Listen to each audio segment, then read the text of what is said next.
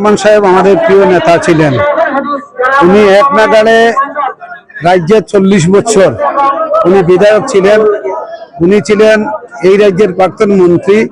উনি এই রাজ্যের ওয়াকফ বোর্ডের স্টেট কমিটির চেয়ারম্যান ছিলেন দীর্ঘদিন। তিনি হজ কমিটির চেয়ারম্যান ছিলেন। তিনি এলাকার সমস্যা নিয়ে বিধানসভায় যেভাবে মানুষের জন্য কাজ করেছেন, মানুষের জন্য কথা বলেছেন। গতকালকে রাত্রে 1:10 মিনিটের সময় ওনার প্রয়াত হয়েছেন।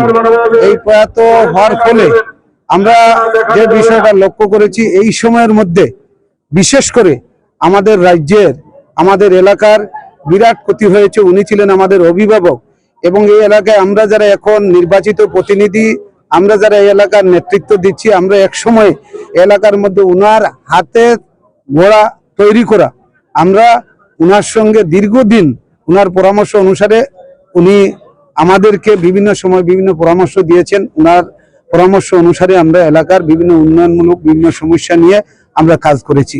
আজকে আমরা অভিভাবকহীন। আমি খুব সংক্ষেপে যে বিষয়টা বলতে চাই যে আমাদের অভিভাবক প্রয়াত হয়েছেন। উনার যে লক্ষ্য, উনার যে আদর্শ, এই আদর্শকে নিয়ে আগামী দিনে আমরা এলাকার মধ্যে সাধারণ শ্রমজীবী অংশের মানুষের স্বার্থে আমরা লড়াই সংগ্রাম জারি রাখবো। এই রাজ্যের গণতন্ত্র প্রতিষ্ঠার লক্ষ্যে আমরা কাজ করব। বিশেষ করে আমি যেটা বলবো, প্রয়াত জনাব ফজলুর রহমান সাহেবের স্ত্রী, ছেলে মেয়ে রয়েছেন এবং অসংখ্য আত্মীয় স্বজন রয়েছেন। অনেক মানুষ উনাকে ভালোবাসেন। উনার সকলের প্রতি আমরা শ্রদ্ধা জ্ঞাপন করে এবং উনার স্মৃতির প্রতি, আত্মার প্রতি সদ্গতি কামনা করে আমার संक्षिप्त।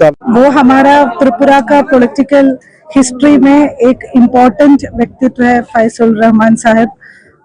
वो 8 बार विधायक बना है कुर्ती से और फॉरेस्ट पंचायत बहुत सारा मिनिस्ट्रियों का चार्ज भी उन्होंने लिया है।